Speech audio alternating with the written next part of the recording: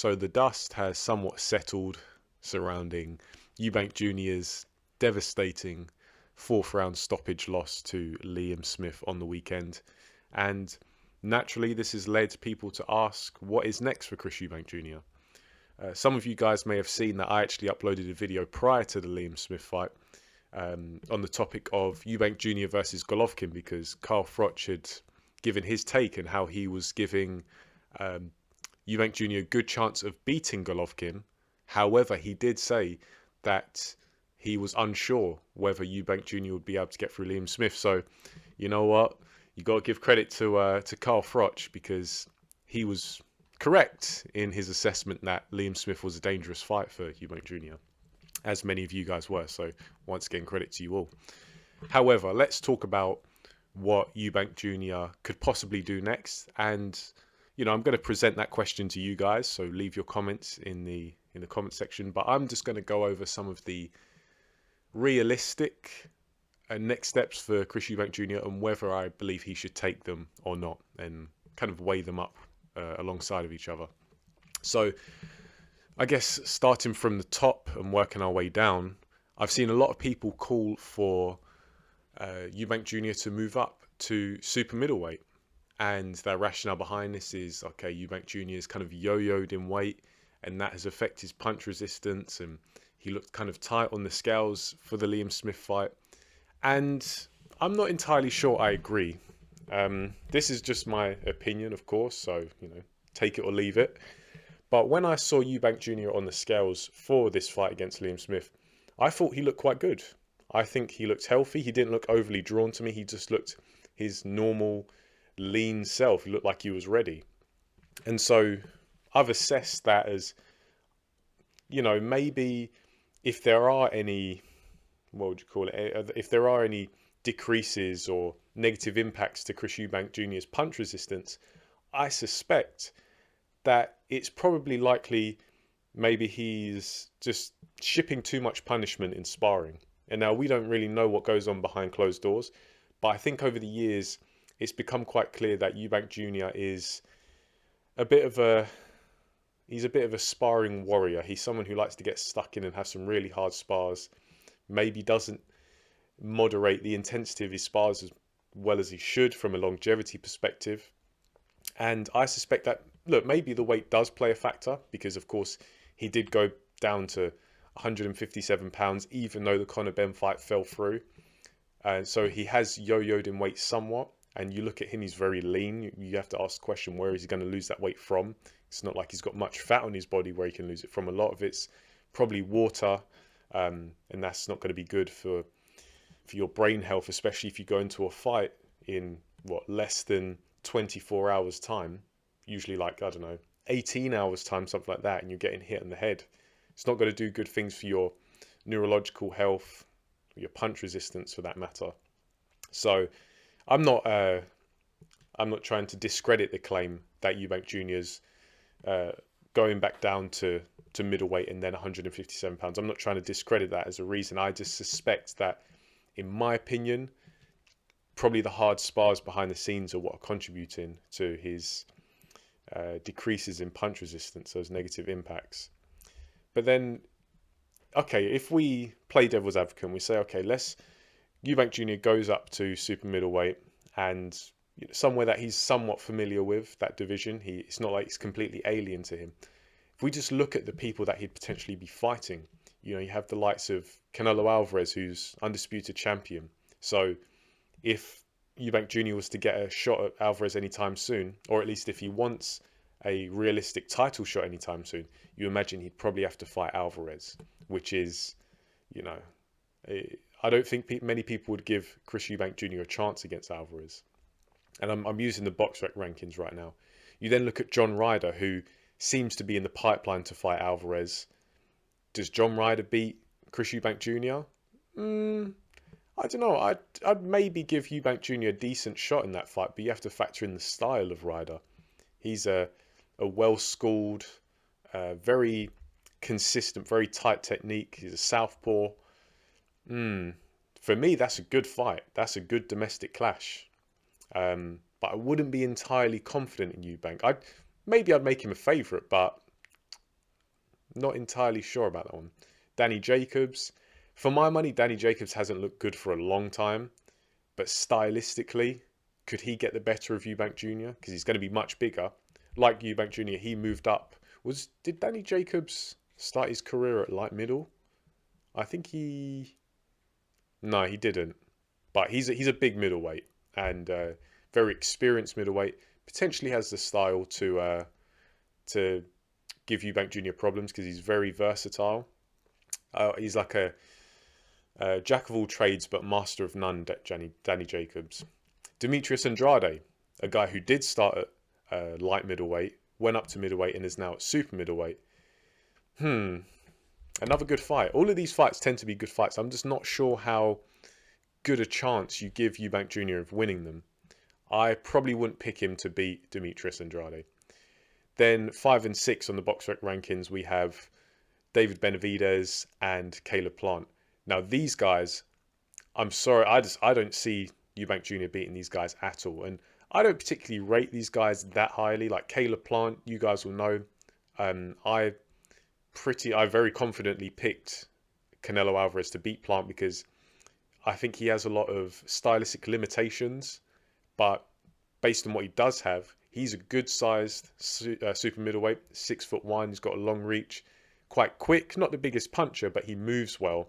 And yeah, as I say, I don't rate Caleb Plant that highly, but from a stylistic perspective, I'd give him a very good chance of beating Eubank Jr.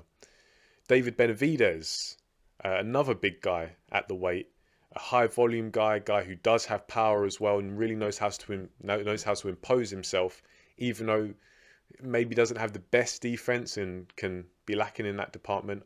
I'd certainly pick David Benavidez over Chris Eubank Jr.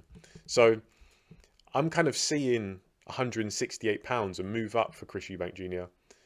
He could do it and he could probably secure these fights, but I don't give him a very good chance of winning these fights. I think out of those guys I've mentioned, John Ryder is probably the most winnable fight for Chris Eubank Jr. But I still wouldn't pick Eubank Jr. with any confidence over John Ryder. Just my opinion, as I say. At middleweight, we have, I think the most immediate option would probably be a rematch with Liam Smith, and this is what Roy Jones Jr. has talked about. Apparently, they want the rematch. Although I have seen some differences in the language used. Roy Jones Jr. seems kind of happy to take the rematch next, whereas when you look at Chris Eubank Jr.'s post-fight interview, he's kind of saying, "Oh yeah, I'm sure the fans will like to see the rematch. I'd like to take the rematch," but then he uses the phrase "somewhere in the future." And now you may think that, okay, somewhere in the future, the rematch isn't concrete. But when you remember that there's a rematch clause in the contract, so all Eubank Jr. has to do is activate that rematch clause. But he's saying somewhere in the future. Is he looking to have some time away or maybe have some interim fights before he goes into an immediate rematch with Liam Smith? And, there's... If he was to do that and not take the rematch clause, I don't see an issue with that personally because he's just been sparked out by Liam Smith. So if he wants to regroup, that's, I don't have a problem with that personally. If he does want to go into that rematch with Liam Smith, Hatman said, and this is very accurate, it really depends on Eubank Jr.'s mindset because he does have the tools to beat Liam Smith, but it's his application of those tools because Hatman's done a technical breakdown, basically showed how Eubank Jr. seemed a bit too comfortable at range rather than smothering Liam Smith. And when I say at range, I mean he wasn't at long range, but he wasn't smothering Liam Smith either. So he was kind of in the firing line for Liam Smith's shots, paid the price. However, and I agree with that to a degree because, well, at least what I saw of that fight, Liam Smith was having success. He was on a couple of occasions timing Eubank Jr. quite early. And now Eubank Jr. had some success of his own, but with Liam Smith, he just looked a bit sturdier. He looked a bit sharper, whereas Eubank Jr. for me looked a little bit flat. He's someone who's usually got some zip and a little bit of snap to his work, but he looked a bit ragged almost. Not like he was falling to pieces in the early round, but there just wasn't that edge that at least I typically see in his fight. Maybe you guys disagree, but that's just what I see. I know a couple of guys who concur with that. So Staying at middleweight, we also have Gennady Golovkin. You guys, as I mentioned, you might have seen the video. I'm still firmly picking, and this was before the Liam Smith fight, I was still firmly picking Golovkin to beat Eubank Jr. Once again, I see how Eubank Jr. could potentially cause Golovkin problems, although I still just think Golovkin, very experienced, very good technique. If you think Liam Smith is a competent pressure fighter, Golovkin is really the gold standard almost. He is a supreme pressure fighter, but he also has boxing skills that he can rely on at long range, commanding jab, and knows how to really get a fight by the scruff of the neck and control it, even when he's having to weather some storms. We saw that in the Murata fight, and we've seen it in other fights as well, but most recently in that fight. Yeah, I was picking Golovkin to still beat Eubank Jr. before the Smith fight, even more so now, with even more confidence. Golovkin's certainly seen better days, but Eubank Jr., it's one thing getting taken out by Liam Smith, but Golovkin, yeah, I'd be heavily favouring Golovkin in that fight. Jaime Munguia. He's a fighter who I think many people see as blowing hot and cold. Munguia is a young guy. He's 26 years old, but he's had a lot of fights, 41-0.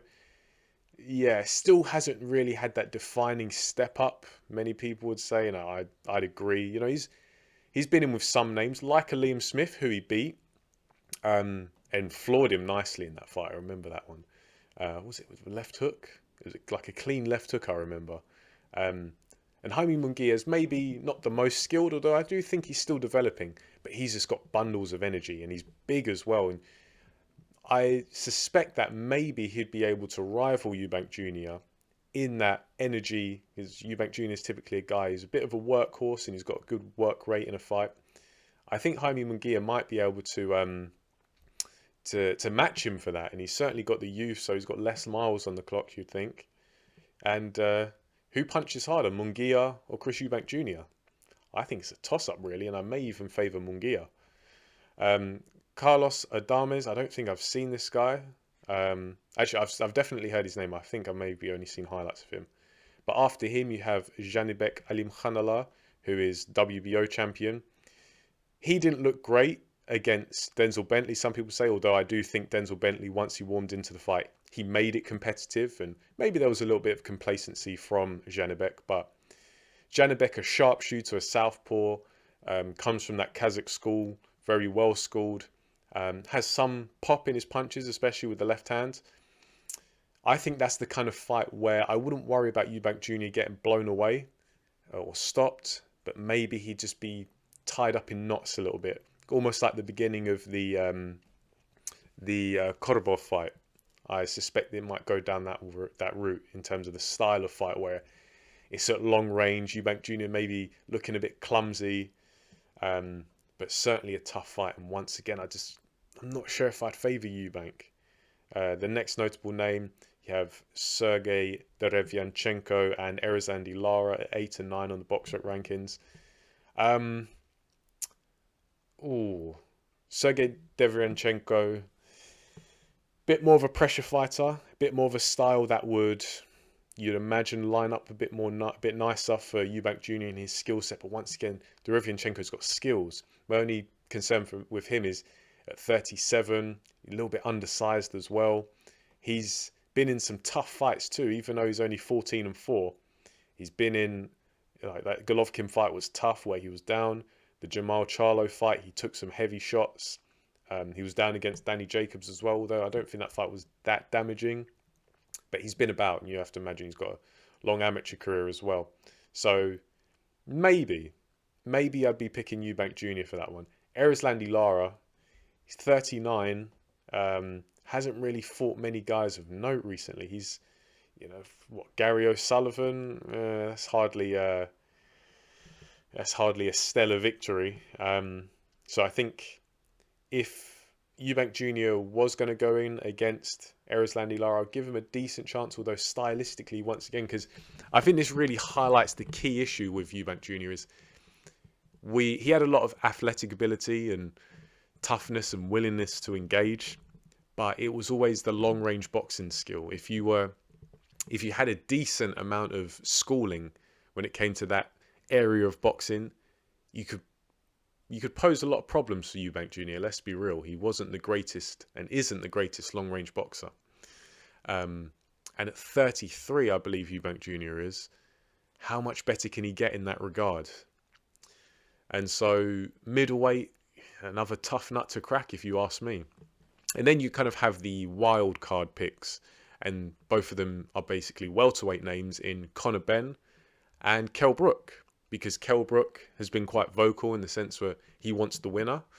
Very strange if you ask me, but I think it's just a symptom of Kell Brook not being happy in retirement. Even though he managed to settle his rivalry with Amir Khan, he still wants a slice of the action. He still wants to be under all of the lights, to quote the name of his ringwalk music. If you ask me, the Kell Brook fight for Chris Eubank Jr. is not only a realistic one that I could imagine happening soon, but it's also potentially the most winnable fight out of all the ones I've listed so far. Because Kell Brook, a much smaller man, he's a big welterweight, but we saw at middleweight against Golovkin, being a big welterweight does not mean being even a decent sized middleweight. Some people have said that stylistically, Kell Brook, he's a good long range boxer. You know, the jab and the straight right are his bread and butter, and he does throw those shots with some good technique. Does have a good degree of competency at long range, but even Kell Brook's chin towards the end of his career was looking a bit suspect. He got stopped by Bud Crawford, which I don't see much of an issue with that, because Crawford is an underrated puncher and a very good finisher. People don't give Crawford enough credit for that. He's vicious. But looking at Kell Brook in against Amir Khan, I was just... It was a good performance in the sense that he got the victory and he was controlling the entire fight. But Kell Brook didn't look sharp to me. He just looked like he was smothering his work a lot. Maybe he was falling in a lot. It was almost reminiscent of when James DeGale fought Chris Eubank Jr. He was just smothering his work a lot, falling in, just had no sense of distance. And that's something that Kell Brook has done quite well in his career.